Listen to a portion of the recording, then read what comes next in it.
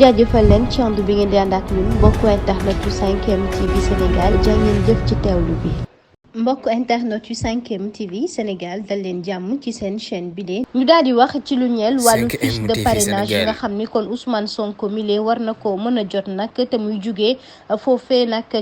DGE Ousmane Sonko ak Thiendella Fall mi nga xam ni kon moom moo jiite DGE moom ginnaaw gi moom Thiendella Fall daal dinay kon jokku jëm ci chambre correctionnelle bu tribunal bu grande instance bu Ndakaaru moom leader bu Pastef bi kon dañ ko jox rek ab citation direct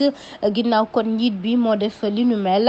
mu jàpp kon ni tribunal correctionnel ci ñaar fukki fan ak ñaar ci weeru novembre bile ñu daal di nekk Ousmane Sonko mile ginnaaw ay avocat ya nga xam ni kon ñoo def li nu mel ak itam rek lu jëm ci gàntal bi nga xam ni bañ nañ ko jox fiche de parrainage yi ginnaaw ordonnance bu tribunal d'instance bu Ziguinchor moom Thiendella Fall mu mel ni kon leader bu parti bi nga xam ni jëlee nañ ko fii di Pastef ginnaaw infraction yi nga xam ni kon ñu ni def na ko ba ci coalition bi ak ci wàllu liggéeyam